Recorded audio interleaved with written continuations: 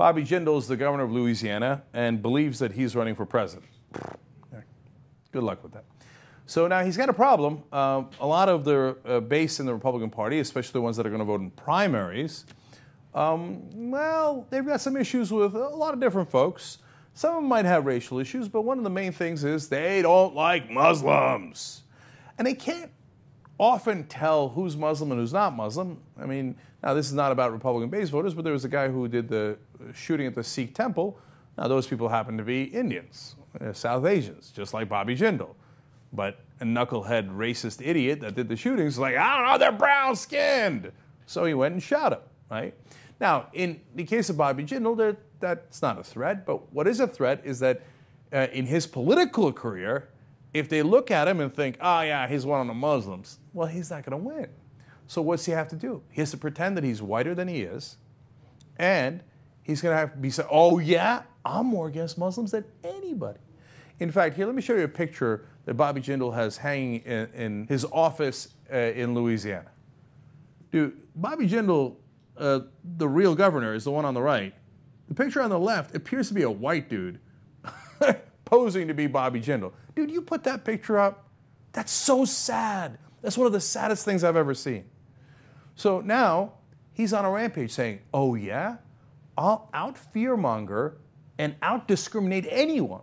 I don't think we should let Muslims in if they don't pass my test, if they're too Islamist or they believe in Sharia law too much. Here, let's watch a part of it. We do insist that folks should not come into our country and use the freedoms we give them to undermine the freedoms we grant to everybody. So in other words, we shouldn't tolerate those who want to come and try to impose some variant or some version of Sharia law. But who's going to be the judge? What does that mean? Like, oh, we shouldn't tolerate people who are going to try to insist on the Catholic doctrine in the U.S. Like, you're too Catholic. We shouldn't let them in the country. Outrageous. We shouldn't let people who are too Jewish into the country. What if they believe in Talmudic law too much? Outrageous. Right? But when you say it about Muslims, perfectly fine, right? No, it's actually not. It's sickening. It's discriminatory. It's the bottom of the barrel. He's debased himself. He's embarrassed himself. And to what effect? You never had a chance. You don't have a chance now. You're going to be the first one to drop out of the race. He goes on Fox News. Even they're not buying what he's selling. Megyn Kelly batters him around a little bit.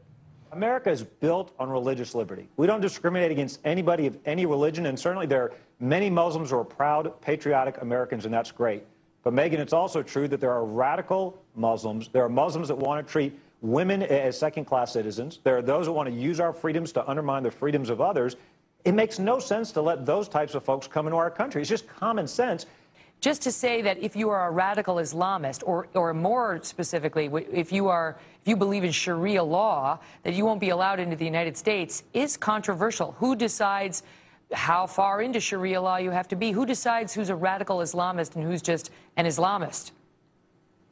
Well, Megyn, here's the line. In America, we say you have the right to believe what you want as long as you're not harming others. So as long as you're not trying to limit the freedoms of other people. We believe in the right of freedom of self-expression, religious liberty, freedom of speech, freedom of association.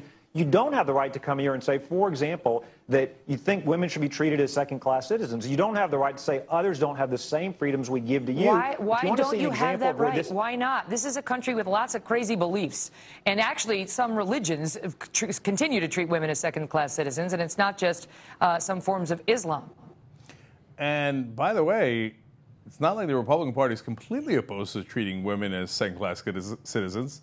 If we're going to bar people based on that, you might have to kick out a significant portion of the Republican Party. This is a ridiculous proposition that Bobby Jindal's figured out a litmus test to figure out whether you're too Muslim or believe in your religion too much, or you have the wrong interpretation of your religion. It would never be tolerated for any other religion, Christianity, Protestants, Catholics, it doesn't matter, Judaism, or Hinduism, which is, of course, where Bobby Jindal's originally from. But that sellout came here and said, no, I'm not brown. Oh, no, yeah, I'm going to be Christian. He converted to Christianity. When he was a student, he did exorcism on people. He held this one woman down. He said, you see how rational I am? You see, now I'm a Christian, right? Exorcism, right? What he's trying to do is exercise his own demons and his own security.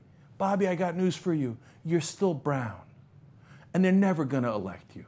it doesn't matter how much you attack other brown people.